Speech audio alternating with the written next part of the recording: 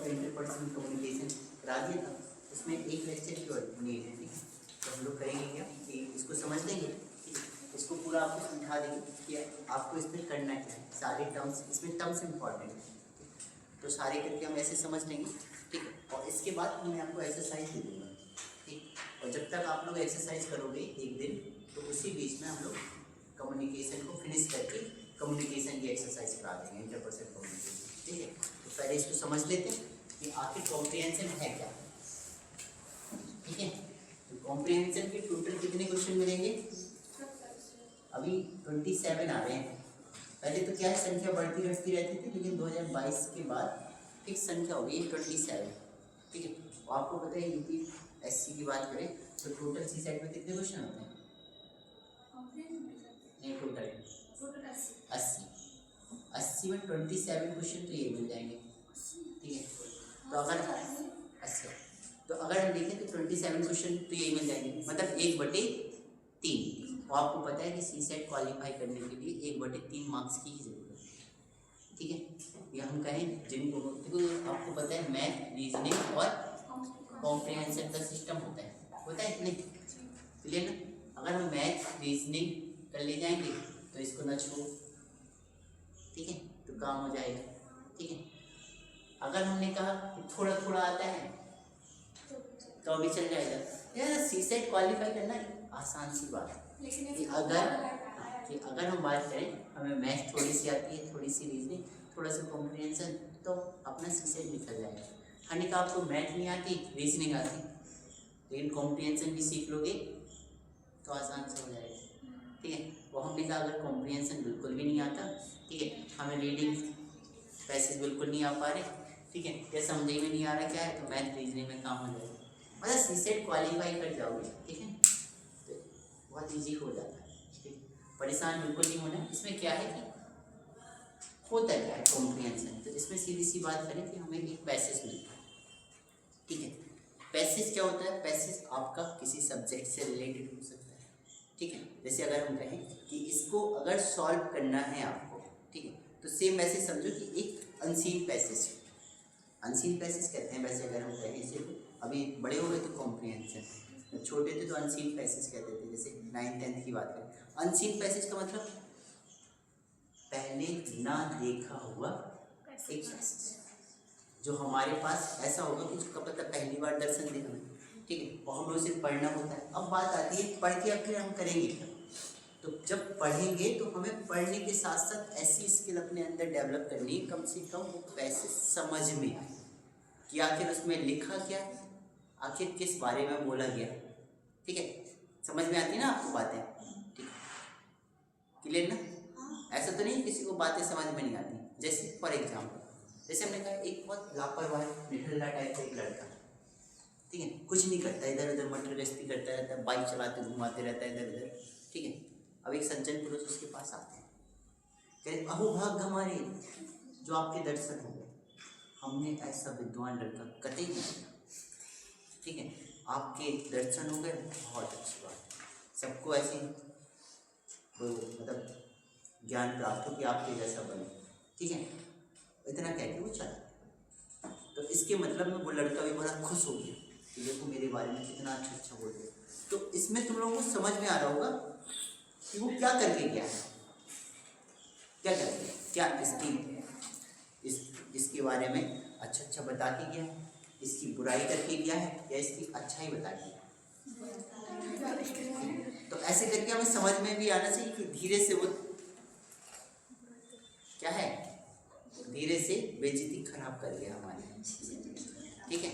ऐसे नहीं कि बहुत अच्छे से उसका एक्सप्लेनेशन कर गया। अब वो तो हमें पता है कि हमें समझ में आ रहा है कि नहीं। अब पता चला अगर हमारे अंदर ये बहुत गमता हो ही ना कि हम समझ पाएंगे उसने अच्छा कहा या बुरा कहा, तो सीधी सी बात है कि हमें तो समझ में आने वाला है नहीं, क्लियर ना।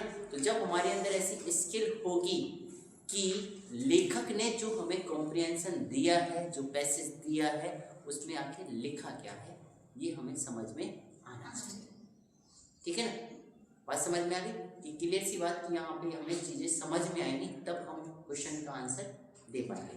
दूसरी बात, यहाँ पे लेखक के द्वारा कही गई बात को ही सत्य मानना है, फिर उसके बाद क्या है, कुछ कंडीशंस होती हैं कि हमें उनके आगे पीछे के बारे में सोचना है या नहीं सोचना है, ठीक है। वो अवधारणाओं पे डिपेंड करेगा कैसे काम करेंगे, ठीक है। नेक्स्ट पे हम लोग इस पे करेंगे क्या, जैसे अगर कोई पैसेज अगर हमें मिलता है तो पैसेज को बहुत इजी पढ़ेंगे। अब देखो बात करते हैं कि ये पैसेज क्या हो सकते हैं, ठीक है। तो जितना अच्छा आपका जीएस होगा, जीएस मतलब क्या होगा, देखा होगा कि ये जो पैसेज होते हैं ये ज्योग्राफिकल होते सकते हैं, यानी कि भूगोल पे डिपेंड हो सकते हैं हमारे, ठीक है ना, हमारी इकोनॉमिक्स पे डिपेंड हो सकते हैं, ठीक है, हमारी हिस्ट्री पे भी डिपेंड हो सकते हैं, ठीक है, जीडीपी पे भी डिपेंड होके आ जाते हैं, ठीक है। तो ऐसे करके अगर हम कहें कि हमें ज्योग्राफी वगैरह से डिपेंड होगा तो सामने सामने दिखने लगेगा, ठीक है। जलवायु वगैरह पे सबसे ज़्यादा आते हैं, ठीक है, हमें इकोसिस्टम पे आ जाते हैं, पारिस्थितिकी में भी आ जाते हैं। तो क्या होगा कि अगर हमें सब्जेक्टली ज्ञान अच्छा है, साइंस से आ जाते हैं, पॉलिटिक्स से आ जाते हैं, ठीक है, कि अगर हमें सब्जेक्टली ज्ञान अच्छा है तो हम इनको अच्छे से समझ पाएंगे, ठीक है ना। तो सीधी सी बात है कि हमें यहाँ पे ज्ञान की प्राप्ति अगर ऑलरेडी सी है, ठीक है, अच्छा ज्ञान है अगर हमें सब्जेक्ट पे, तो ये पैसेज के टर्म समझ में आएंगे, ठीक है। तो सीधी सी बात है कि अगर हम जितना पढ़ेंगे, ज़्यादा से ज़्यादा जितना पढ़ेंगे उतना समझ में आएंगे। तो टोटल क्या है, प्रैक्टिस कोर्स, ठीक है, टोटल प्रैक्टिस, जितनी प्रैक्टिस करोगे उतना समझ में आने वाला है ये टॉपिक। अगर प्रैक्टिस नहीं करोगे तो खत्म, ठीक है। अब इसमें क्या होता है, कुछ कीवर्ड्स होते हैं, जैसे हमने आपको कल समझाया कि कुछ कीवर्ड्स हमें ऐसे मिलेंगे कि हमें कुछ नहीं कहेगा, एक पैसेज लिखा होगा और इसमें कहेगा निम्नलिखित में से इसका निष्कर्ष या कंक्लूजन क्या है, ठीक है। ऐसे ही हमसे पूछ लेगा निम्नलिखित में से इसका एजम्पशन क्या है, ठीक है, पैसेज के या लेखक के द्वारा क्या एजम्पशन है, ठीक है। ऐसे हमें एक कीवर्ड मिल जाता है इन्फ्लुएंस, ठीक है, इसकी इन्फ्लुएंस क्या है। फिर ऐसे मिलेगा इम्प्लाइज, इम्प्लाइज क्या है, ठीक है, कोरोलरी क्या है, ठीक। तो ऐसे करके कुछ कीवर्ड में होंगे, तो आप लोगों को कुछ नहीं देखना, पैसेज पढ़ना है, उस कीवर्ड को देखना है, फिर उसके अकॉर्डिंग अपना दिमाग चलाना शुरू कर देना। कि अगर एजम्पशन में होगा तो एजम्पशन मतलब पूर्व धारणा, कि लेखक ने ये पैसेज लिखा है तो उसकी पूर्व धारणा क्या रही होगी कि उसने ये पैसेज लिखा या ऐसा लिखा है, तो पूर्व धारणा पर डिपेंड होगा। मतलब हम क्या है, पहले के बारे में या पूर्व के बारे में अपने से सोच पाएंगे। लेकिन जब कंक्लूजन की बात होगी तो कंक्लूजन में पूर्व धारणाओं के बारे में बिल्कुल नहीं सोचना है, ठीक है। हमें कंक्लूजन निकालना है कि पैसेज में लिखा क्या है, उसका सार क्या था, कंक्लूजन क्या है, आखिर हम किस निष्कर्ष पे पहुंचे, ठीक है। तो हमें ऐसे करके इन शब्दों को सीखना पड़ेगा। बात समझ में आ गई। तो पहले इसके बारे में कुछ जान लेते हैं, फिर इनको एक एक करके पढ़ेंगे, ठीक है। तो इसमें कुछ चीज़ों को इम्पोर्टेंट देना है, तो वो वर्ड्स लिख लो पहले हैं।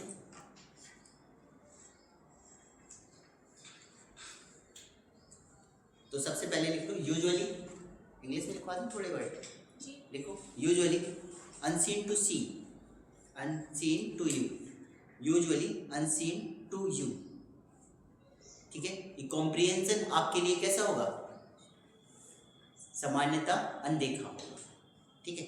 लेकिन आप लोग अगर इसके पीवाईक्यू करते हैं कि 2011 से आना शुरू हुआ है, सी सेट 2011 से अभी तक के अगर पीवाईक्यूज लगा लोगे, आपके 2011 से अभी तक के अगर पीवाईक्यू लगा लोगे तो ऐसा माना जाता है 2 से 4 क्वेश्चन तो तुम्हें प्रीवियस ईयर मिल ही जाए, ठीक है। कि 2 से 4 क्वेश्चन प्रीवियस ईयर तो हो ही सकते हैं जो हमारे लिए क्या है, मिल जाएंगे।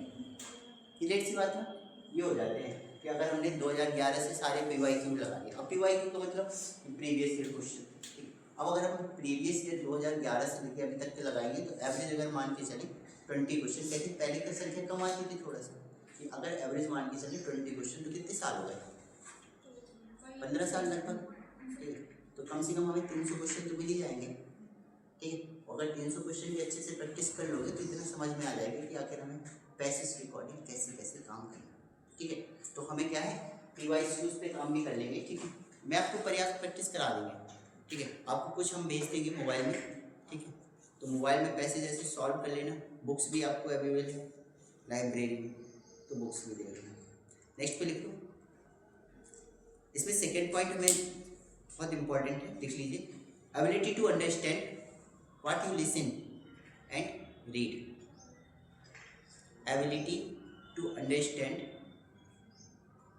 Ability to understand what you listen and read, ठीक है। कि आपके अंदर ऐसी योग्यता होनी चाहिए, कहना चाह रहा है कि आपके अंदर ऐसी एबिलिटी होनी चाहिए, योग्यता होनी चाहिए कि आपने क्या सुना और क्या पढ़ा। ठीक है, जैसे फॉर एग्जाम्पल अभी हमने दिया था कि आपके बारे में आप उस काबिल है नहीं, ठीक है, फिर भी आपके एक बहुत अच्छे से आपको ऐसे कर दिया, मतलब बहुत अच्छी अच्छी बातें आपके बारे में बोल गया, आपको बिल्कुल चरम पे पहुंचा दिया, ऊपर बिठा दिया। अब आपको अपने अंदर से लग रहा है कि मेरे जैसा कोई है ही नहीं, लेकिन आंतरिक आपको पता है, लोग बाग और भी जानते हैं आपको कि आप उस काबिल है नहीं, तो मतलब वो आपकी लेके चला गया, ठीक है, बहुत अच्छे से खिंचाई कर ली उसने, ठीक है। तो आपको ये समझ में आना चाहिए कि वो हमारी टांग खींच रहा है या नहीं खींच रहा है, ठीक है ना। ऐसा नहीं कि आप गदगद होए चले जाए, अरे वाह, अरे वाह, अरे वाह, मजा आ गई, आज तक तो ऐसा पिताजी ने भी नहीं बोला, ठीक है। तो ऐसी कंडीशन में आपको ऐसी ये एबिलिटी होनी चाहिए कि आप लोग क्या पढ़ रहे हो और ये क्या सुना है, इतनी समझ होनी चाहिए। नेक्स्ट पे लिख लो, ठीक है। इसके लिए हमें करना क्या है, तो इसके लिए एक लाइन लिख लो, it is an exercise aims to improving, it is an exercise aims at improving and testing.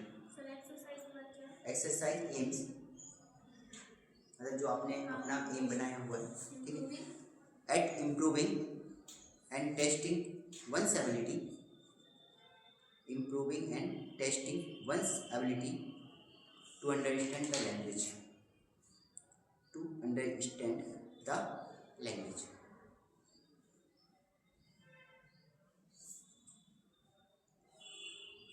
ठीक है, कि हमें क्या है, इसकी बहुत एक्सरसाइज करनी है, ठीक है, और हमें अपने आप को क्या है, इसकी भाषा को समझ के चलना है कि उसमें आखिर हमें अर्थ क्या है क्या नहीं।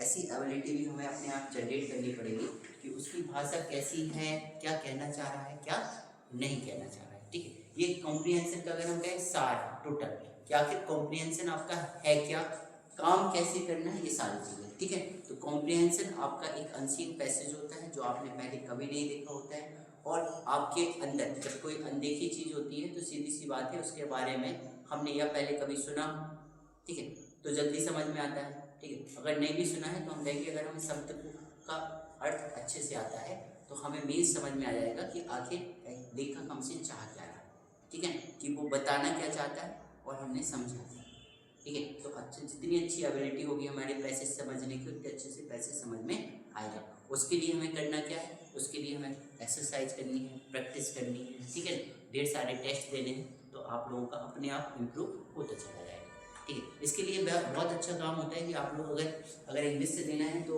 द हिंदू का एडिटोरियल पढ़ना स्टार्ट कर दो, ठीक है। न्यूज़पेपर जितने अच्छे से पढ़ोगे सब, क्योंकि देखो क्या है, जो संपादक होता है ना न्यूज़पेपर का, ठीक, वो बहुत अच्छे शब्द लिखता है, और अच्छे न्यूज़पेपर के संपादक अच्छे वर्ड यूज करते हैं, और संपादन जो कहते हैं एडिटोरियल, उसमें अच्छे अच्छे शब्द ही यूज किए जाते हैं, चाहे हिंदी का देख लो चाहे इंग्लिश का देख लो, ठीक है। तो जैसे एडिटोरियल पढ़ते हो ना तो अच्छे अच्छे शब्दों से तुम लोगों का रूबरू हो जाओगे, ठीक है। वैसे अगर तुम कहें जैसे महुआ की खबर है तो वो आपको पता है लोकल लैंग्वेज में लिखा होगा, ठीक है, यहाँ पे ऐसा ऐसी घटना हुई, खत्म। एडिटोरियल मतलब क्या है, एक कोई सीधी सी बात है, कोई वो उठा लेगा, तथ्य कहते हैं, कोई एक फैक्ट उठा लेगा, उस पर चर्चा हो जाती है, वो चर्चा होती है तो वो अपनी लैंग्वेज में करना स्टार्ट कर देता है, ठीक है। आपको सामने आधार मान के, जैसे तुम लोगों को पता है गौतम बुद्ध के बारे में कि अगर वो अपने उपदेश देते थे तो सामने कौन रहता था, उनका शिष्य, प्रिय शिष्य कौन था, आनंद।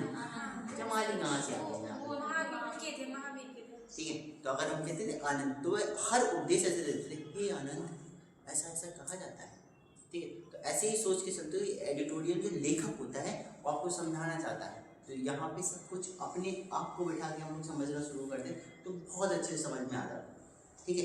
ये मान लेते हैं कि वो हमें समझा रहा है एज ए टीचर, हम एज ए स्टूडेंट उसे समझने का प्रयास करते हैं, ठीक है। तो अगर वही चीज़ आप लोग ढालना शुरू कर दोगे तो आपको बहुत यहाँ पे हेल्प होगी, ठीक है।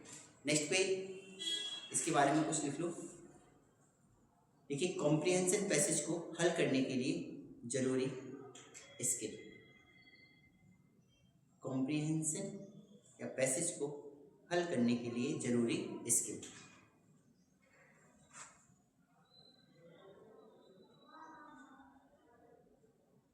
ठीक है, जरूरी skill.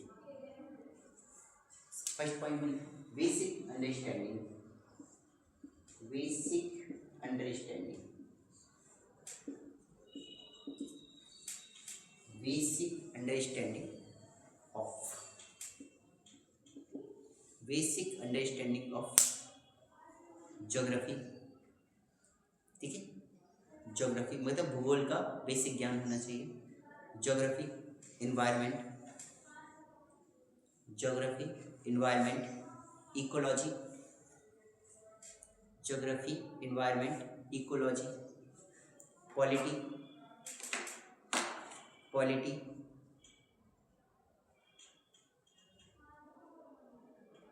Economics,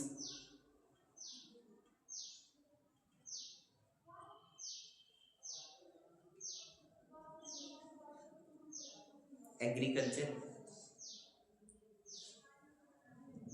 agriculture and science.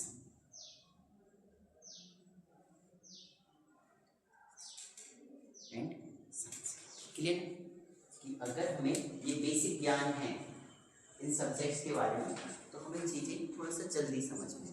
ठीक है, या आप लोगों ने सीधी सी बात है, अगर मान लो ज्योग्राफी का क्वेश्चन है, ठीक है, और उन्होंने बनाना शुरू कर दिया कि यहाँ से हवाएं ऐसी चलती हैं, यहाँ से हवाएं ऐसी चलती हैं, ठीक है, मानसून चेंज होता है, ये अब पता चला किसी ने मानसून पहली बार ही पढ़ रहे हो, ठीक है, तो थोड़ी सी समस्या आएगी। अगर हमने कहा बेसिक ज्ञान होगा, ठीक है, पृथ्वी का मान लो घूर्णन पे बन गया सवाल, ठीक है, किसी पे बन गया, ठीक है, आपके सारे ग्रह बगल बगल के सारे ग्रह की बात हो रही है, ठीक है, तो ऐसी कंडीशन में अगर हमने कहा नदियों के बारे में बात हो रही है, तो अगर हमें उसकी ज्योग्राफी थोड़ी सी पता है तो कम से कम अच्छे से समझ में आ जाती हैं चीज़ें। और नहीं पता होगी तो बस थोड़ी सी क्या है कि पता चला कि अगर तुमसे डायरेक्ट क्वेश्चन पूछ लेगा तो ठीक है, और डायरेक्ट नहीं पूछेगा तो दिक्कत में आ जाओगे। आपको मिलेंगे 30 से 40% क्वेश्चन ऐसे होंगे जो पैसेज पढ़ोगे उत्तर समझ में आ जाएगा, ठीक है, यानी कि जो क्वेश्चन पूछा होगा उसी पैसेज से डायरेक्ट निकाल सकते। लेकिन 60 से 70% क्वेश्चन ऐसे होते हैं जिनका हमें सार समझना होता है। क्वेश्चन क्या है, लेखक की भावनाएं और धारणाएं उन पर डिपेंड होता है कि वो आके निकलवाना क्या चाह रहा है, ठीक है ना। तो उसके लिए हमें जब तक पैसेज समझ में नहीं आएगा तब तक हम उसका आंसर नहीं दे पाएंगे, ठीक है, तो ऐसे करके देखना है। नेक्स्ट पे देखो क्या है, अब हम चलते हैं अपने सिलेबस पे, नहीं तो जनरल सी बात हो। नेक्स्ट में देखो, अभी हमने तुम रोज बताया कि कुछ टैलेंट पाए जाते हैं, ठीक है, कि मतलब क्वेश्चन के पीछे एक शब्द लिखा होता है वो कहलाते हैं टैलेंट, ठीक है, टैलेंट ऑफ अ क्वेश्चन, ठीक है, कि अगर हम कहें क्वेश्चन के पीछे टैलेंट मतलब एक पूछ, क्वेश्चन जैसे खत्म होगा तो वो उसकी पूछ कहलाएगी, और पूछ में एक शब्द लिखा होगा, उस शब्द के बारे में अगर हमसे ऐसे पूछते हैं तो कौन कौन से शब्द मिलेंगे, एक एक करके हम शब्द समझ लेंगे, तो आपको उसी के अकॉर्डिंग अपनी अवधारणा बनानी पड़ेगी उस पैसेज को, ध्यान में रखते हो, ठीक है, बहुत इंपॉर्टेंट चीज़ें हो जाती हैं। तो लिख लो, सबसे पहले एक हेडिंग डालो,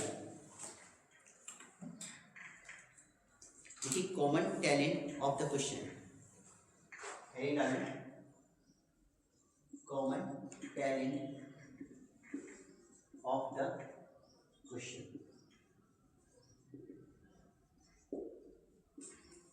common talent of the question,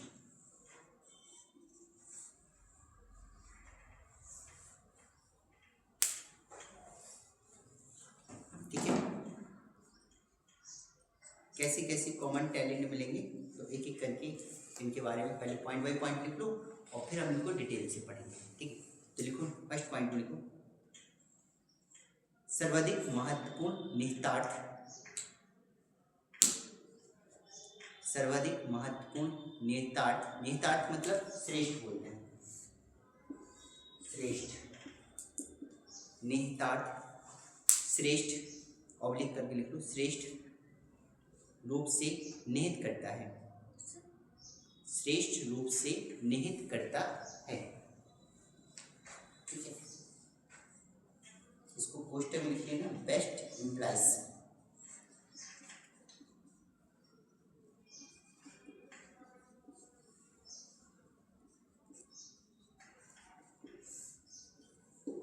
best implied या बेस्ट इम्प्लाइज, ये कहलाती है इम्प्लाइज, मतलब इसे निहितार्थ या श्रेष्ठ कहेंगे।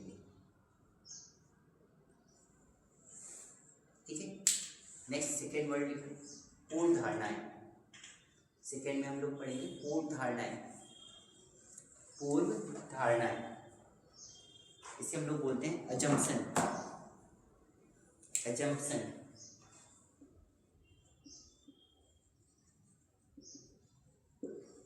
अजम्पशन।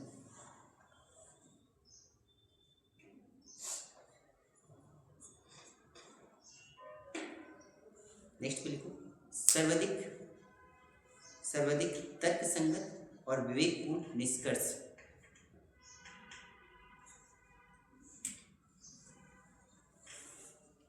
सर्वाधिक तर्कसंगत और विवेकपूर्ण निष्कर्ष, इसे हम लोग कहेंगे most logical, most logical and rational inference.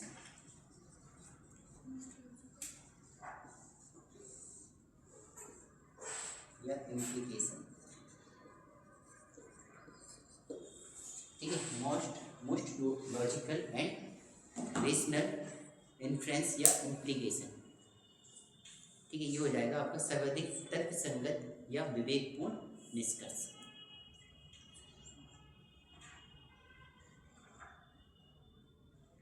Next में सर्वाधिक तार्किक और निर्णायक संदेश। सर्वाधिक तार्किक या निर्णायक संदेश।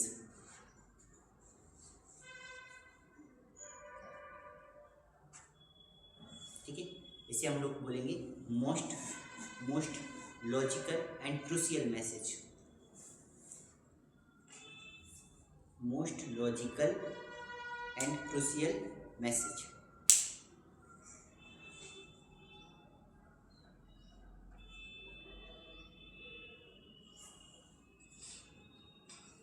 नेक्स्ट, ये क्या है? ये टैलेंट है। ठीक है, ऐसा आपको लिखा मिलेगा बस। निम्नलिखित परिच्छेद, इसे हिंदी में परिच्छेद बोलते हैं। निम्नलिखित परिच्छेद या निम्नलिखित कॉम्प्रिहेंशन का क्रूशियल मैसेज क्या है, बस खत्म। बस इतनी सी लाइन बोलेगा, क्रूशियल मैसेज। आपको बस उसका क्रूशियल मैसेज ही बताना है, निर्णायक संदेश। ठीक है, नेक्स्ट पे लिखो तार्किक संदेश का सर्वोत्तम प्रेषणकर्ता। तार्किक संदेश का सर्वोत्तम प्रेषणकर्ता।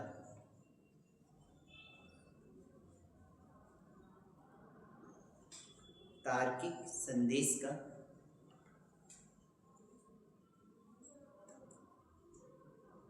सर्वोत्तम प्रेषणकर्ता। तार्किक भी लिख सकते हो या क्रांतिक भी लिख सकते हो, क्रिटिकल। इसे हम लोग बोलते हैं best reflect. Best reflects the critical message.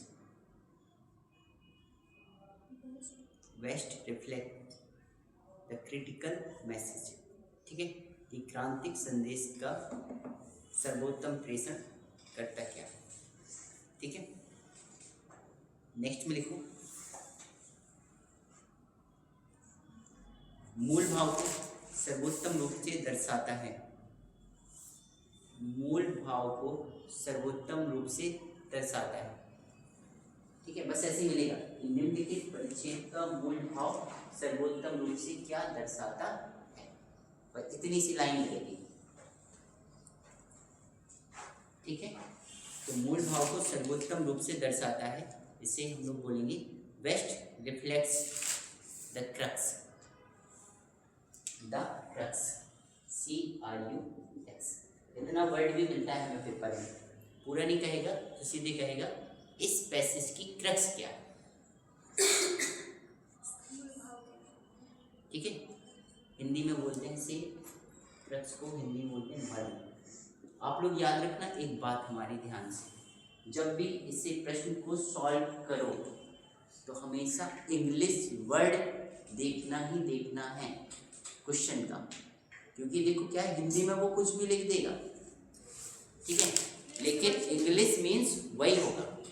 ठीक है, ट्रक्स, इन्फ्लुएंस, ये हमेशा देख के चलना, ठीक है ना। और इनको इंग्लिश में ही याद रखोगे तो ज़्यादा बेटर है, ठीक है, क्योंकि निष्कर्ष, ठीक है, कंक्लूजन भी आएगा, ठीक है, इम्प्लीकेशन में भी निष्कर्ष आएगा, ठीक है। ध्यान देना है इन चीज़ों को, ठीक। तो कोशिश करना कि जब क्वेश्चन करो, ये सॉल्व करो, तो कम से कम क्वेश्चन का जो टैलेंट है उसे एक बार इंग्लिश में जरूर दें, ठीक है ना।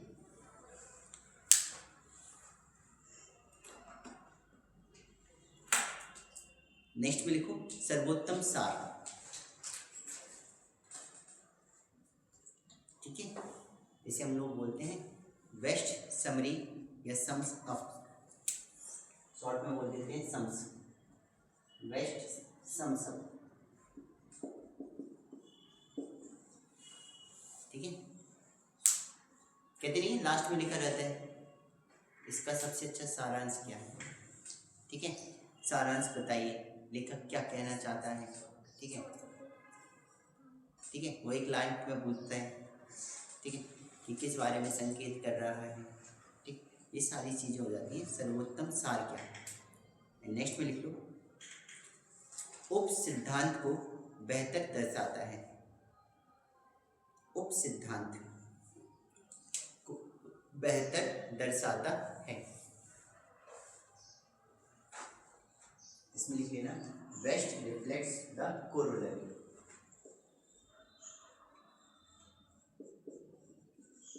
बेस्ट रिफ्लेक्ट द कोरोलरी, ठीक है।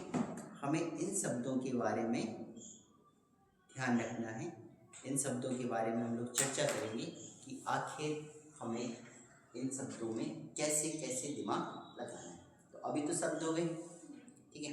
अब जब इन शब्दों को पढ़ेंगे तो हमें कुछ कीवर्ड्स ध्यान रखने हैं कि अगर ये वर्ड्स पूछा गया है तो हम अपने दिमाग को कहाँ कहाँ तक दौड़ाना है, कहाँ कहाँ तक सीमित रखना है, ठीक है। हर जगह ऐसा नहीं कि आप लोग सोच के बारे में, हर जगह ऐसा काम नहीं करना पड़ेगा। कभी कभी ऐसी बाउंडेशन होंगी कि हमें उनके बारे में सोचना पड़ेगा, कभी कभी ऐसी बाउंडेशन होगी कि हमें बिल्कुल लिमिट में रहते ही उसके बारे में उतना ही जानना पड़ेगा जितना सामने लिखा, ठीक है। तो इन चीज़ों का हमें ध्यान रखना पड़ेगा।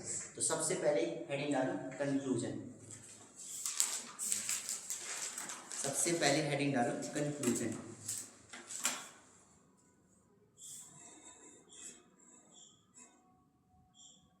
ठीक है।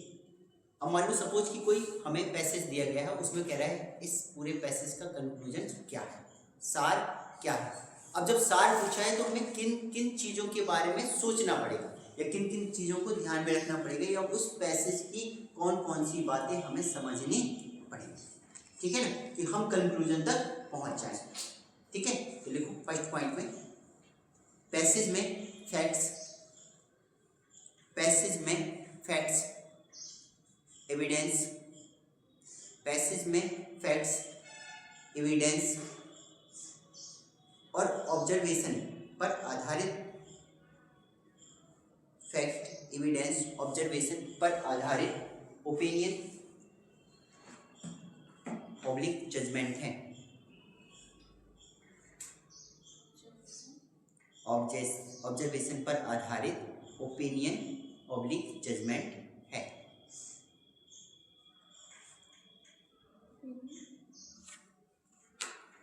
जजमेंट है, ठीक है।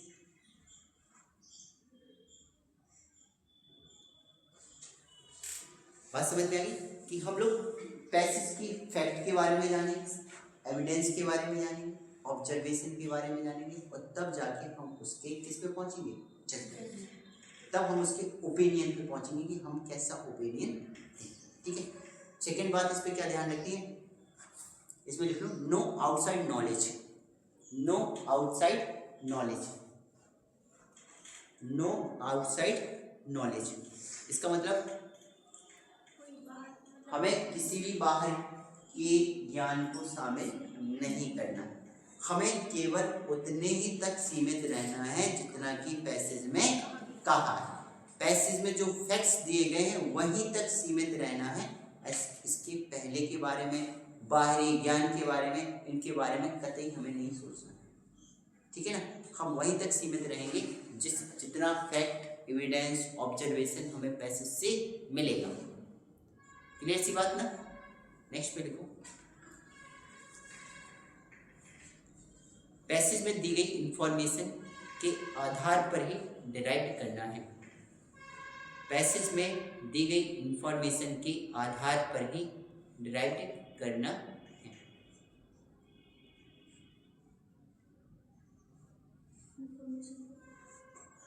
के आधार पर ही डिराइव करना है, मतलब ज्ञात करना है, ठीक है।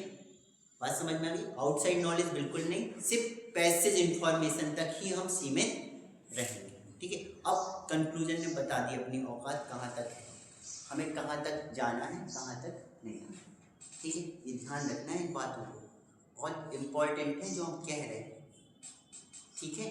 कि ऐसा नहीं कि जैसे तुम लोग बहुत परेशान हो जाते हो, जैसे तुम लोगों ने स्टेटमेंट, जम्पशन, कंक्लूजन ये सब कहते सर बहुत गलत होते हैं।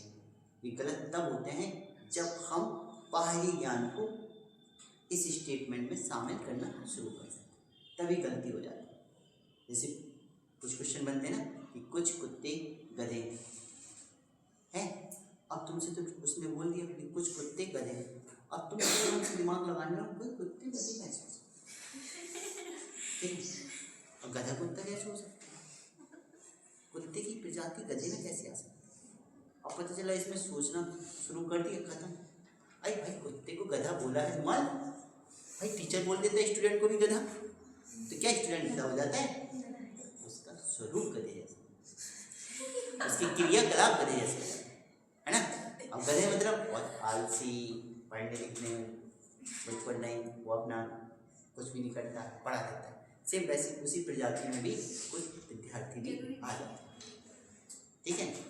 और जैसे गधा है, कहते खच्चर कहीं का, खच्चर मतलब गधे जैसा होता है, मतलब खच्चर थोड़ा सा नहीं, गधा तो चलो ठीक, खच्चर थोड़ा सा लेजी होता है कि थोड़ा सा और काम करने वाला है, और ज्यादा काम करता है, थोड़ा सा काम, ठीक। अब मतलब घोड़ा, अब घोड़े से कंपैरिजन नहीं करता कोई भी, टीचर कहते हैं घोड़े कहीं नहीं कहते, कभी नहीं कहते, क्यों? क्योंकि घोड़ा तो भाई बहुत खतरनाक व्यक्ति है, तेज होता है, सबसे तेज भागता है, हॉर्स पावर में अपन लोग शक्ति को नापते हैं, ठीक है। अब वो इतना घोड़ा तब बोलेगा हमें जब हम अच्छा काम करेंगे, ठीक है। तो टीचर कभी भी घोड़े शब्द का यूज नहीं करता, खच्चर गधा यूज कर लेता, ठीक है ना। सिर्फ पढ़ाई के टाइम पे ऐसे नहीं, ऐसे गधा बोल बुरा मान जाओगे तुम लोग,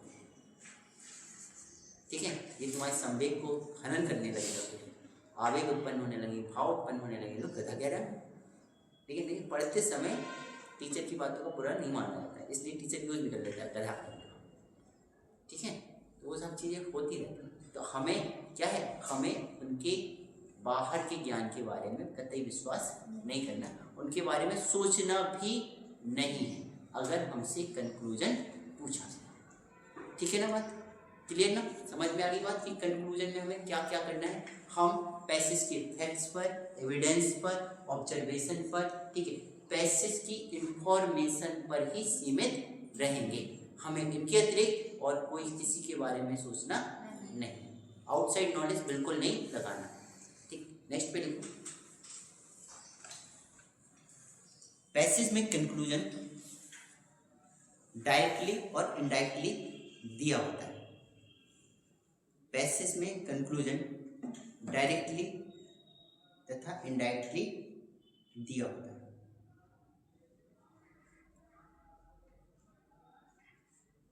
ठीक है। अब डायरेक्टली कैसे देगा? अब डायरेक्टली मतलब ऐसे देगा, जैसे मान लो सपोज पैसेज लिखा है और लास्ट में कह दी अतः, ठीक है। तो सोच लो कि अतः के बाद जो कंडीशन लिखी है इस प्रकार,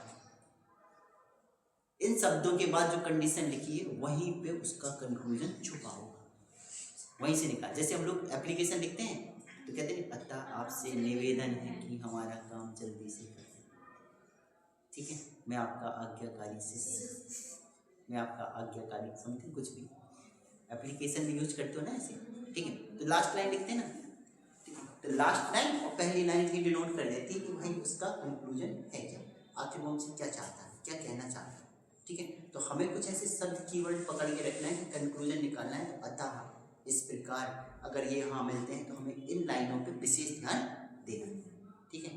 तो लिख लो, देखा पैसेज के कंक्लूजन के लिए कुछ शब्द इस्तेमाल होते हैं, जैसे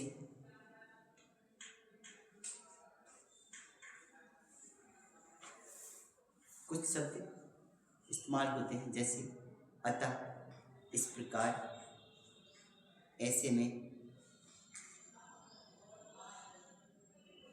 ठीक है। अगर इंग्लिश में पढ़ोगे तो क्वेश्चन में लिख लो हैंस, सो, देयरफॉर, अतः, इस प्रकार, ऐसे में, ऐसे में, ठीक है। इंग्लिश में मिलेगा हैंस, सो, देयरफॉर, ठीक है। सो, इसलिए, इस प्रकार, ऐसे, सो के लिए यूज करते हैं, ठीक है।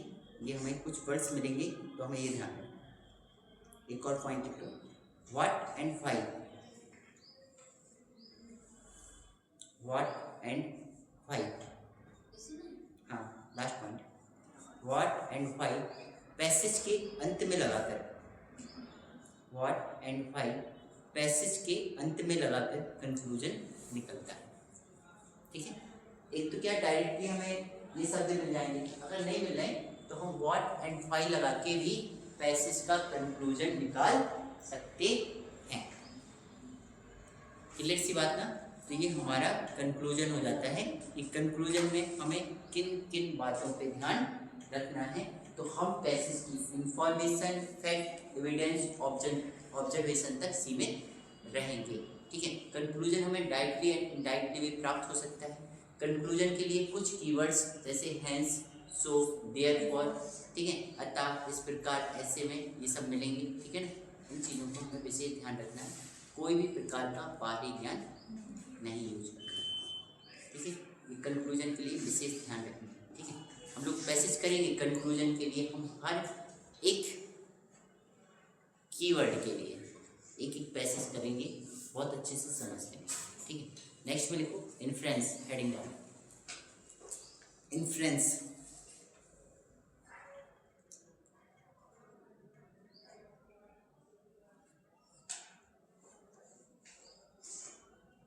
ठीक है। इसमें लिखिए पैसेज में दिए गए फैक्ट्स, एविडेंस,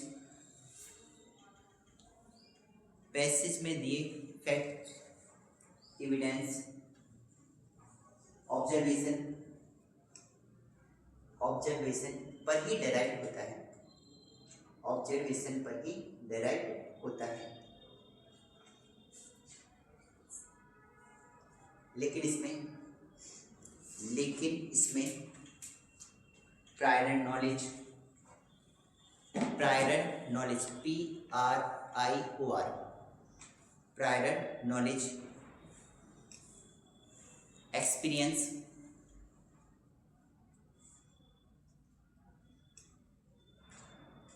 और लर्निंग का इस्तेमाल हम कर सकते हैं। प्रायर नॉलेज, एक्सपीरियंस और लर्निंग का इस्तेमाल हम कर सकते हैं,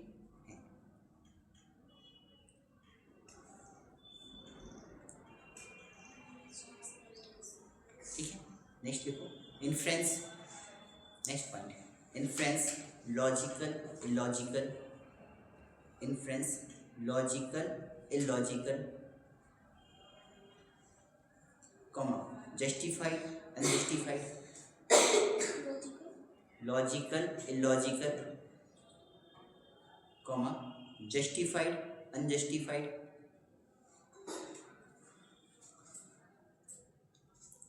कॉमा, एक्यूरेट, इनएक्यूरेट,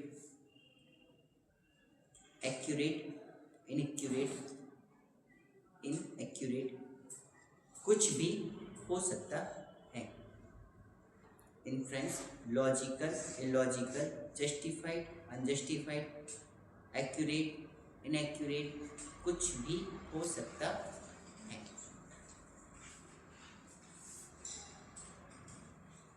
ठीक है, अब इस बात को समझो, ठीक है। जस्टिफाइड, अनजस्टिफाइड, लॉजिकल, इलॉजिकल, ठीक है, प्रायर एंड नॉलेज, ठीक है, जो आपने सीख रखा हो या जो आपने पढ़ा रखा हो, जो आपने एक्सपीरियंस कर रखा हो, ये सारे सब चीज़ें हम इन्फ्लुएंस को याद करने में लगा सकते हैं, ठीक है। जैसे कोई एग्जाम्पल दें क्या, जैसे मान लो सपोज अपन जा रहे हैं, एक रास्ते से जा रहे हैं आराम से, वहाँ पे एक कुत्ता खड़ा है, कौन, डॉग, ठीक है। अब डॉग खड़ा है, ठीक है, ये पहले की कहानी थी, पहले डॉग खड़ा है और वो भौंक रहा था, खतरनाक तरीके से घूर रहा था, और जैसे ही हम उसके बगल से गुजरे उसने काट दिया, ठीक है। क्लियर, बात समझ में आ गई, कहानी सुनना ध्यान से।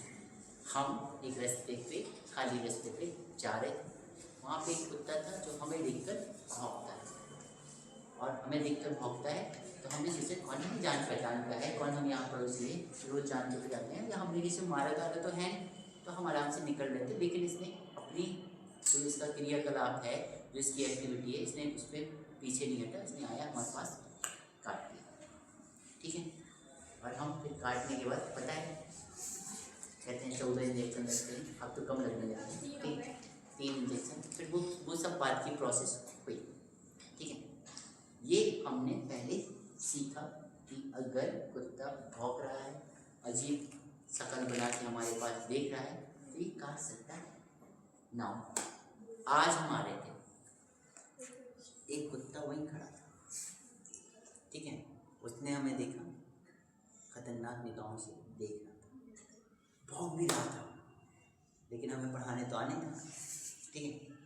और जैसे ही हम यहाँ से उसके सामने से निकले तो उसने काटा नहीं, और हम आ गए, ठीक है। तो क्या हुआ, यहाँ से हम ये चीज़ सीखे कि जो पहले वाला कुत्ता था उसने तो काट लिया था, इस वाले कुत्ते ने नहीं काटा, लेकिन जब हम उसको क्रॉस कर रहे होंगे तो हमारे मन में एक विचार आ रहा होगा कि हमें काटेगा, और फिर काट भी सकता था और नहीं भी काट सकता था। इसलिए हम इससे कह रहे हैं कि हमें पहले के जो एक्सपीरियंस होंगे उसी के हिसाब से, अगर मान लो कोई पैसेज आपको मिलता है या पैसेज की कोई कहानी मिलती है, तो आप लोग पहले का दिमाग लगा सकते हो कि ऐसा पहले हो चुका है हमारे साथ, मे बी इस बार भी ना, ठीक है, इस बार भी हो सकता है और नहीं भी हो सकता है। बात समझ में आई? तो ऐसा नहीं है कि पहले का जो आपने एक्सपीरियंस ले रखा है वो पूर्णतया सही हो सकता है, वो गलत भी हो सकता है, ठीक है। तो इसलिए कहा है इन्फ्लुएंस आपकी लॉजिकल, इलॉजिकल, जस्टिफाइड, अनजस्टिफाइड, कुछ भी पॉसिबल है, लेना ये कुछ भी हो सकती है, बस थोड़ा सा हमें एविडेंस पे, ऑब्जर्वेशन पे, इंफॉर्मेशन पे, इन सब पे काम हमें करना। बात समझ में आ गई? क्लियर? एग्जाम्पल के अकॉर्डिंग समझ में आया कि पहले का ज्ञान क्या है, पहले का अनुभव क्या है, कि अगर हम अनुभव ले चुके हैं तो हमें ऐसे काम करना है, ठीक। नेक्स्ट पे लिखो, इन्फ्लुएंस एक प्रकार का एजुकेटेड गैस है, एजुकेटेड गैस, गैस वो वाला लिखना, GUES, हाँ गैस वो वाली मत लिख लेना, ठीक है। कि ऑक्सीजन एक गैस है कि नहीं, ऑक्सीजन गैस है कि नहीं, पक्का, ठीक है। लाफिंग गैस कौन सी होती है,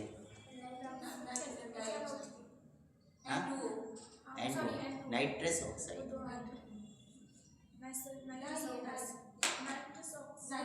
जब कोई डाई होता है तो नाइट्रस में बदल जाता है, ये पता मुझे, डाई वो ऐसे बदल जाते हैं, केमिस्ट्री का पार्ट है। नेक्स्ट पे लिखो, पैसेज में कुछ पॉइंट और लिखने, पैसेज में कहीं भी इन्फ्लुएंस लाइन नहीं होगी, पैसेज में कहीं भी इन्फ्लुएंशियल लाइन नहीं होगी, डिडक्शन कैपेसिटी का इस्तेमाल करना होगा, डिडक्शन कैपेसिटी का इस्तेमाल करना होगा।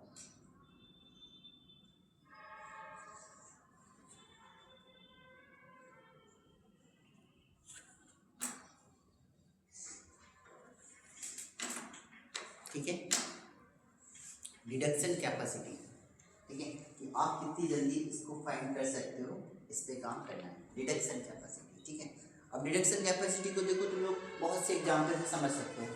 ठीक है, कि अगर तुम लोग अगर व्यापार अभी उसमें देखो खतरनाक वाले उसमें, तो जैसे देखो रूस यूक्रेन का चल रहा है, ठीक है, अमेरिका भी शामिल हो जाता है, ठीक है, चीन भी शामिल होने की धमकी दे देता है, इधर इराक चल रहा है खतरनाक, इसका किसका युद्ध चल रहा है, काहे के लिए चल रहा है बताओ। ठीक है, बताओ काहे के लिए चल रहा है, जैसे अभी रशिया और अमेरिका वाला सिस्टम चल रहा था। ठीक है, अगर हम बात करें, जैसे हमने कहा, हमने कुछ नाम लिए जैसे रूस, अमेरिका, ईरान, इराक, ऐसे सब ऐसे, तो आखिर ये लड़ते होंगे तो किस चीज़ों के लिए लड़ते होंगे। ठीक है, ठीक है, एक तो हम कह सकते हैं अपनी पावर को बढ़ाने के लिए, दूसरा हमने देखा कि ये जैसे ये है ये खनिज वाले एरिया, ठीक है, हमने कहा पेट्रोलियम वाले के लिए लड़ रहे होंगे, मान लो किसी ने कब्जा कर लिया, ठीक है, किसी ने कब्जा कर लिया, ठीक है, तो ऐसे करके हम कहें अपनी प्रभुसत्ता को लेकर लड़ते फिरते हो। ठीक है, तो अगर हमने कहा इनके बीच में प्रतिस्पर्धा चली तो किस बारे में हो सकती है, हो जाएगी हमारी फ्रेंड्स। ठीक है, तो डिडक्शन कैपेसिटी पे डिपेंड करेगा कि आप इसे कितनी जल्दी समझ सकते हो कि आखिर क्या है।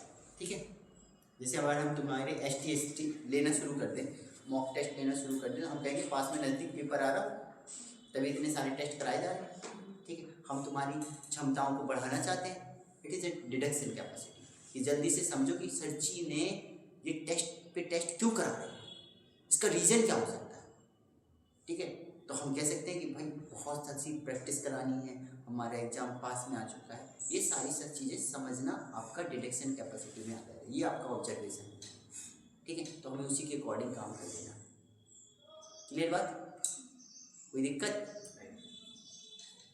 खुश रहा करो। ठीक है, हंसते बोलते बताते रहा करो, अच्छा लगता है। मतलब मायूस से बैठो, उदास बैठो, किसी की याद आ गई है, याद करते रहा करो, कुछ लोग भूल जाए। ठीक है, तो समय समय पे लोगों की याद करते रहना चाहिए, है ना, नहीं तो कोई भूल जाए। अब पता चला कुछ दिन बाद हम मित्र के पास गए हैं, कौन, अब वो ऐसा कौन शब्द कब प्रयोग करेगा, तभी करेगा जब तुमने बहुत दिन बाद उसे याद किया। वो जानबूझ के भी ऐसा कर सकता है, क्यों, क्योंकि तुमने उसे काफ़ी दिन से याद नहीं किया। आज कैसी याद आ गई, होते नहीं कुछ लोग, अरे भाई भूले वैसे आ गए। ठीक है, तो ऐसे में वो तुम टांग भी खींच सकता है तुम्हारी। ठीक है, अरे भैया आओ भाग, तो तुमने हमें याद कर दिया, इसलिए याद करते रहो, कोई दिक्कत की बात नहीं। ठीक है, लेकिन उदास मत बैठो। हमें देखे कभी उदास, हमसे कहते हैं सर जी आप ऐसे कैसे अपने आप को ढांट देते हो, हम कहते हैं भाई हो गई आदत हमारी ऐसी। ठीक है, ये उदासी वाला चेहरा कभी हमें भी नहीं पसंद आता, सच बता रहे। अगर हम किसी से सच बता रहे, किसी से भी आज तक हमारी फाइट हुई होगी एनीवन, तो 5 मिनट में सॉर्ट आउट कर ली होगी हम। और अगर 5 मिनट में सॉर्ट आउट वो नहीं हुई है तो फिर कभी नहीं हुई होगी। ठीक है, मैक्सिमम 5 मिनट, क्योंकि फिर हमें अंदर से गिल्ट सताने लगता है ये वाला, कि उस टाइम पे हमने देरी कर दी। तो अब ये काम कर रहे तो हम थोड़ा सा, अब जैसे एक व्यक्ति है, मैं 4 दिन से लगभग कॉल कर रहा हूँ और वो इसी टाइम पे कॉल करता है, हम 4 दिन से इसका कॉल नहीं उठा पा रहे। ठीक है, अब हम बाद में उसको कॉल लगाने के बारे में ये सोचते तो हमने 4 दिन में पहले दिन ही उसे कॉल रिटर्न क्यों नहीं किया। अब हमें ये परेशान करना है कि अब हम उसे कॉल रिटर्न करेंगे तो अगर वो हमें कुछ बोलेगा, ठीक है, तो हम उसे रिप्लाई करेंगे, क्या कहेंगे, मोबाइल ख़राब था, याद भूल गई, ध्यान भूल गई। लेकिन 4 दिन तक कंटिन्यू कोई व्यक्ति याद करे तुम्हें और तुम उसका रिप्लाई ना हो, ठीक है, तो जो 5वां दिन वो गिल्ट सताएगा, फिर वो 6वां दिन, फिर ऐसे करके लंबा अरसा हो गया, परेशान किया होगा। ठीक है, इसलिए कहते समस्या को समाधान तुरंत कर दो, खत्म। जितना देर तक अंतर द्वंद्व में पाले रहोगे समस्याएं बढ़ेंगी। इसलिए कहते हैं कि सिलेक्शन अगर मान लो सपोज किसी कारण नहीं हुआ, उसको उसी दिन एक्सेप्ट करो, वो भूल जाओ, खत्म। अगले दिन अपनी स्ट्रेटेजी बनाओ, उसी दिन शाम को बैठ के पढ़ना स्टार्ट कि इस टाइम नहीं हुआ है तो अगली टाइम हम जो कमियां रह गई उसको पूरा करके करेंगे। अब ऐसा नहीं 15 दिन तक वही रहे बैठे हो, अरे काश वो सवाल सही होगा हो तो ठीक है, तो हमारा सिलेक्शन हो जाता आधे नंबर से नहीं किस्मत। अब पता चले यही आधा नंबर जो भी तुमसे कहे अरे वो आधा नंबर, अरे वो आधा, कितने नंबर लोगों को बताओ, वो तो तुम्हें पता है ना आधा नंबर तुम्हारा आधे से हुआ कि 1 से हुआ है। ये कुछ लोग कहते हैं ना कि अगर 2 नंबर से नहीं हुआ तो वो 0.5 बताएगा नहीं तो बेइज्जती खराब होती है, ठीक है। तो कुछ लोग ऐसे करते हैं, हुआ नहीं। अब सोचो पिछले साल की बात हम बता रहे, एक बंदा हमसे यूपी कांस्टेबल पे कंटिन्यू, सर हमारा प्रीलिम्स हो, हमने ठीक, फिजिकल हो, हमने ठीक, नहीं फिजिकल हो गया, सब कुछ हो गया, सब बढ़िया बढ़िया। अब आई मेडिकल की बारी, ठीक है, तो कह रहे मेडिकल में नहीं हुआ, और जहाँ से लिस्ट आई तो किसका किसका नहीं हुआ, और मतलब किस्मत देखो, उसी नाम का एक लड़का था, हमें बधाई हो, हमने फोन लगाया, अरे बधाई हो, वो सर थे मतलब पढ़ाते हैं, तो हमने बधाई हो सर जी आपका पुलिस में होगी, ठीक है।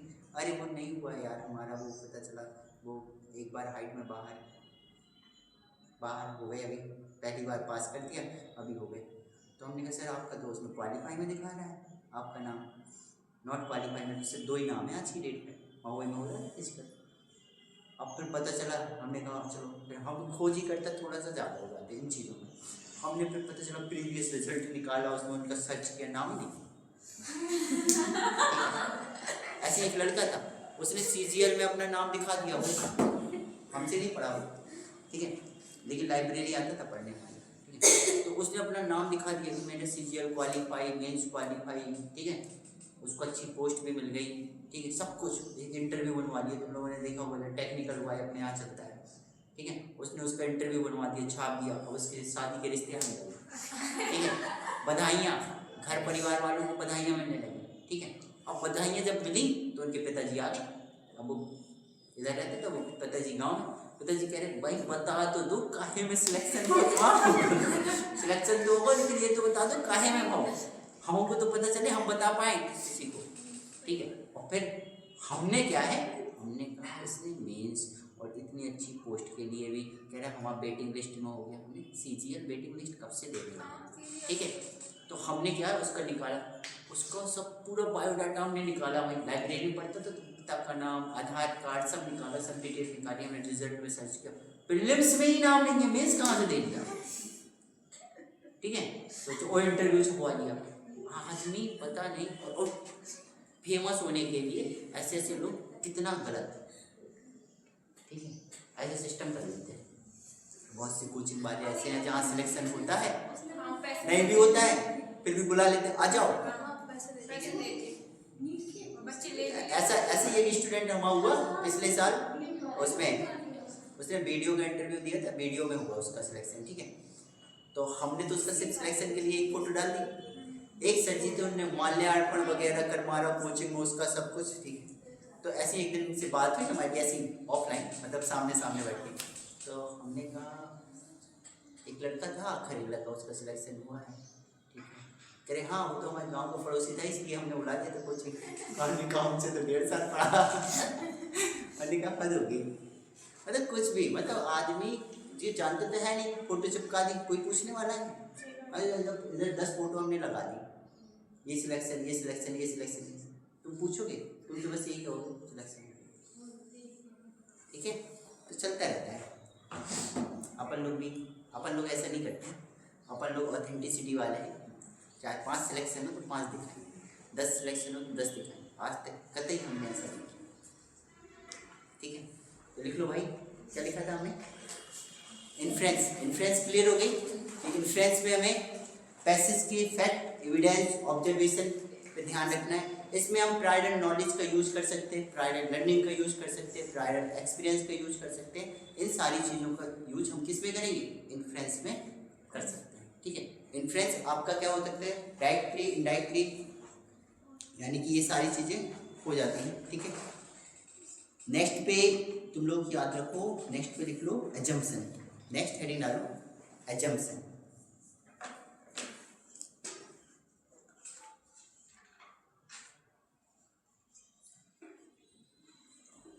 देखिए यह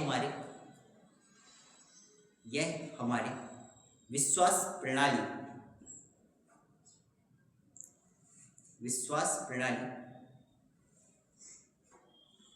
क्वेश्चन में लिख लेना, बिलीफ सिस्टम का हिस्सा होता है। बिलीफ सिस्टम, विश्वास, हम इस पे विश्वास कर सकते हैं या नहीं कर सकते, ये विश्वास सिस्टम बिलीफ सिस्टम होता है।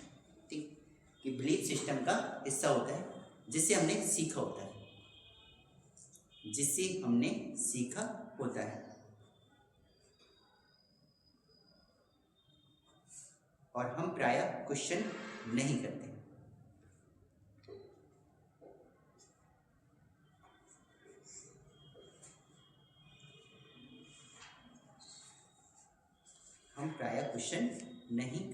हैं। सेकेंड पॉइंट को, हम बिलीफ को सत्य मानकर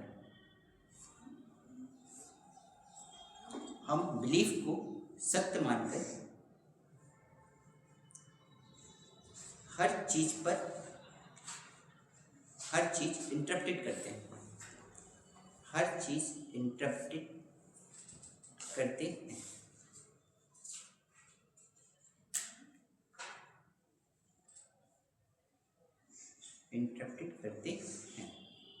इसमें व्यक्ति अपने ही नजरिए से विश्व को देखता है।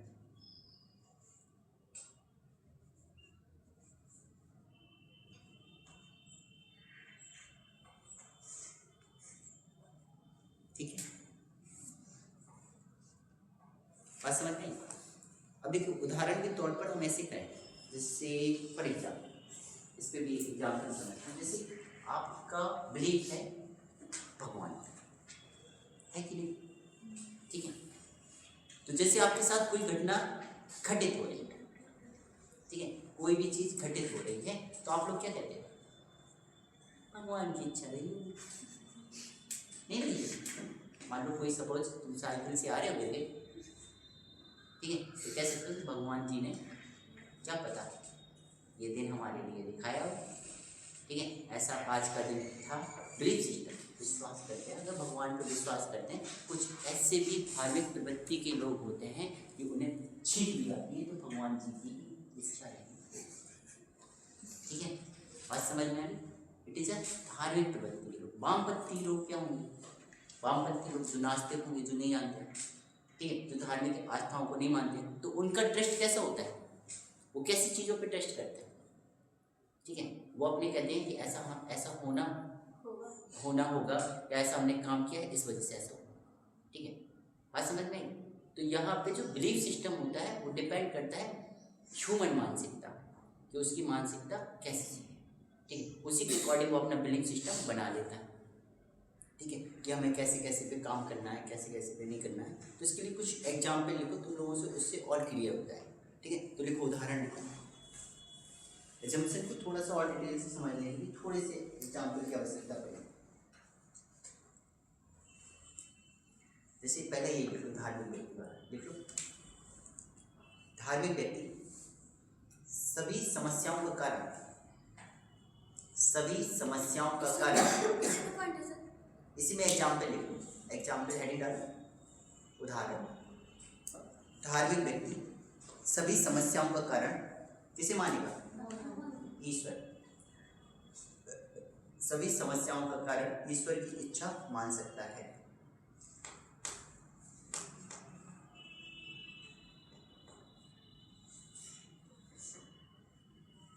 ठीक है, जबकि वामपंथी व्यक्ति विश्व की सभी समस्याओं का मूल कारण आर्थिक मानते हैं। जबकि वामपंथी व्यक्ति विश्व की सभी समस्याओं का कारण आर्थिक मानते हैं।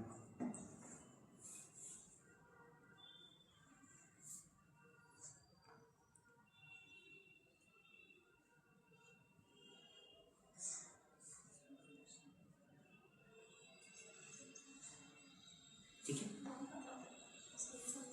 क्लियर ना? ये 2 पॉइंट हो गए। नेक्स्ट पे लिखो सामान्यतः एजम्पशन के समर्थन में कोई फैक्ट, ऑब्जर्वेशन या एविडेंस नहीं होता। सामान्यतः एजम्पशन के समर्थन में कोई फैक्ट, ऑब्जर्वेशन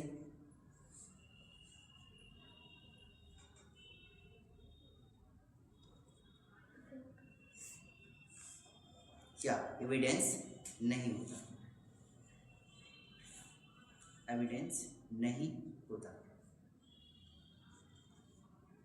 ठीक है, क्लियर?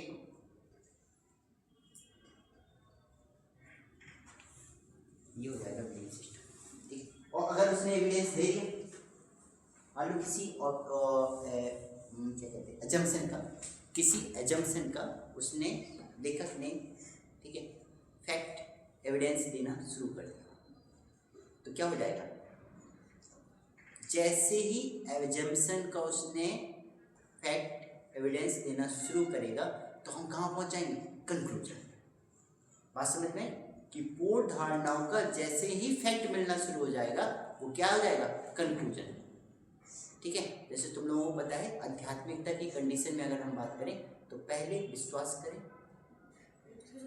फिर इसको अपनाएं। ऐसे मतलब कहते हैं पहले विश्वास करना पड़ेगा फिर खोज करनी पड़ेगी। जैसे कहते हैं भगवान है या नहीं, तो पहले विश्वास करोगे है या नहीं, वो बाद में सिद्ध हो जाएगा। ठीक है, लेकिन अगर हम जो वामपंथी लोग होते हैं वो कहते हैं भाई पहले हम देखेंगे फिर विश्वास करेंगे, ये वामपंथी कंडीशन है। ठीक है, कि पहले इस्तेमाल करें फिर विश्वास करें। किसी लाइन है? ठीक है, ये पहले इस्तेमाल करें फिर विश्वास करें, लेकिन आध्यात्मिकता की कंडीशन जस्ट उल्टी है कि पहले विश्वास करें फिर उसको इस्तेमाल करें या फिर उसका यूज करें, जो भी। ठीक है, तो सेम एजम्पशन अगर हम कहें, एजम्पशन सारी पूर्व धारणाएं होती हैं, जो धारणाएं पहले से बनी हैं हम उसी पे काम करते हैं। अगर उन धारणाओं पे कोई आपको फैक्ट या एविडेंस दे दे तो वो क्या निकल आएगा? कंक्लूजन। बात समझ में आ गई? जैसे हमने कहा आप, जैसे अभी हमने एक लाइन बोली थी कि भाई दुखी दुखी लग रहे या खुश खुश लग रहे।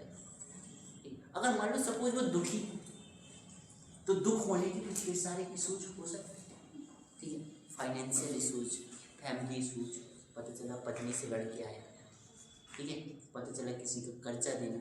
ठीक, तो हम एक अवधारणा बना लेते हैं उसको, पता चला मान लो अपना मित्र है तो कहते भौजाई ने मारा होगा, नहीं कैसे आज कस की कुटाई कर ली तभी चेहरा थोड़ा सा मायूस सा समझ में आ रहा है। कुछ भी अवधारणाएं हम बना सकते हैं, लेकिन वो जैसे ही फैक्ट शुरू कर दे, फैक्ट देना शुरू कर देने भौजाई ने मारा, ठीक है, पापा ने मारा, इट इज ए कंक्लूजन। ठीक है ना? बात समझ में आ गई? दोनों में फर्क। जब हमें फैक्ट मिलना शुरू हो जाए वो एजम्पशन हमें कंक्लूजन तक पहुंचा सकता है। अगर हमें फैक्ट नहीं है, सिर्फ अवधारणाएं पे, हमारे बिलीफ सिस्टम पे डिपेंड है, तो एजम्पशन। कोई दिक्कत? तो एक लाइन और लिख लेंगे हम लोग। देखिए इसमें कई बार लेखक एजम्पशन के पक्ष में एविडेंस ऑब्लिक फैक्ट देता है।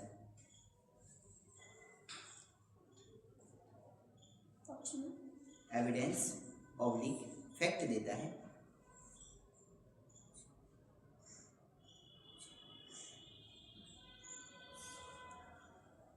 जिससे कि उसके आधार पर कंक्लूजन तक पहुंच सके।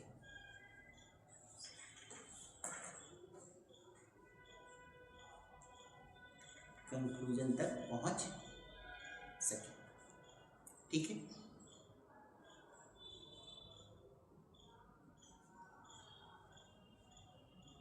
क्लियर? ये हमारा एजम्पशन है।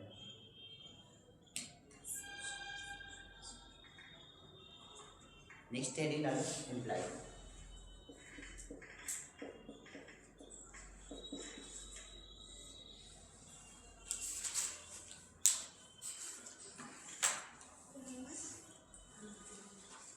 इम्प्लाई। ठीक है, इसको हम लोग नेक्स्ट स्टेप पे देखेंगे। ठीक है, ये इसके बारे में अगर तुम लोग थोड़ा सा समझो, it is a hint of writer, मतलब क्या है, जो लेखक ने क्या है, जो हिंट दी है, सजेशन दिया, not directly, it is a hidden message of passage. ठीक है, कि मतलब छुपा हुआ मैसेज दे रहा होगा कुछ वो। ठीक है, तो वो आपका क्या होगा, इम्प्लाई होगा। ऐसे करके अभी हम इसे देख लेंगे।